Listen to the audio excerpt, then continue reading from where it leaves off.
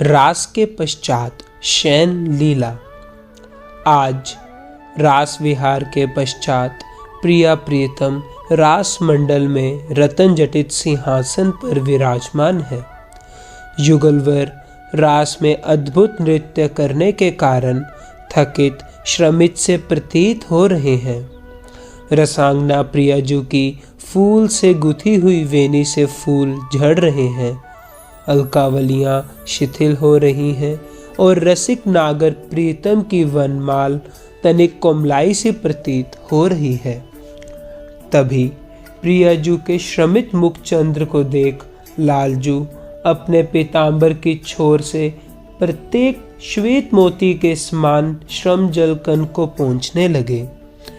प्रियतम के प्रेममय भाव को देख प्रियाजू मंद मंद मुस्कुराने लगी और मृदु हासनी प्रियाजू की ऐसी सरस मुख छवि को देख देख कर रसिक लालजू के चपलित नयन धैर्य को धारण नहीं कर पा रहे और उनकी शोभा ऐसी लग रही है मानो चंचल खंजन पक्षी नृत्य कर रहे हों। लाडली लाल अब गलभैया दिए बतराते और मंद मंद मुस्कुराते हुए मत गजराज एवं मलकती गेंदनी की चाल चलते हुए यमुना तट की ओर बढ़ते हैं, क्योंकि आज के शयन कुंज का निर्माण सखियों ने यमुना पुलिन के मध्य में किया है और सखियों ने कोमलांगी प्रियाजू की मृदुता कोमलता को ध्यान में रखते हुए एक गोलाकार शैया पर श्वेत मखमली चादर के ऊपर अति सुकोमल पुष्प दलों को चुन चुन कर बिछाया है। परिमल और पराग से सुरभित शैया के चारों ओर मोगरे और चमेली की झालरें अति सुहावनी लग रही हैं। अब ज्यों ही प्रिया प्रियतम यमुना पुलिन के तट पर पधारते हैं तो युगलवर के अंग प्रत्यंग की करोड़ों सूर्य के समान कांति से संपूर्ण तट रात्रि के समय उज्ज्वलित हो उठता है और यह दृश्य देख लता वलरियों पर बैठे तोता मैना आदि पंछी कलरव कर चहचहाने लगे। जब शामा शाम तट से मणिमय मार्ग द्वारा सुभग शैया की ओर बढ़ते हैं तब यमुना के शीतल जल में विशाल लहरें तरंगाहित होने लगी और रंग बिरंगे फुहारे छूटने लगे।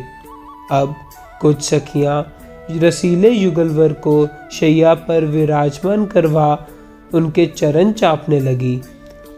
कोई मीठा पान बीड़ा बना उन्हें पुआने लगी और कुछ सखियां युगलवर को घेर कर हास्य परिहास करने लगी। फिर धीरे धीरे सभी सखियां शयन कुंज से बाहर आ गई और युगलवर रति क्रीड़ा में निमग्न हो गए। इसी लीला से संबंधित कुछ प्रश्न। यदि आज के शयन कुंज को सजाने का सुअवसर आपको प्रदान किया जाए तो आप अपने प्रिया प्रीतम के लिए कैसे शयन कुंज को सुसज्जित करेंगे? दूसरा प्रश्न। रास के पश्चात अति सुकुमारी लाडलीजू के श्रमित होने पर लालजू ने सखियों के साथ मिलकर लाडलीजू के श्रम को कैसे दूर किया? उदाहरण। ज्यों ही लालजू ने प्रियाजू के श्रमित मुखचंद्र को देखा तभी वह अपने पीतांबर की छोर से प्रत्येक श्रम जल कण को पोंछने लगे। तीसरा प्रश्न। जब प्रिया प्रियतम शयन करने के लिए जा रहे हैं और आपको गुरु सखी द्वारा प्रदत्त पद गायन की सेवा प्राप्त हुई तो उस पद को 2 से 4 पंक्तियों में गा कर सुनाइए। जय जय मेरे प्रिया प्रीतम।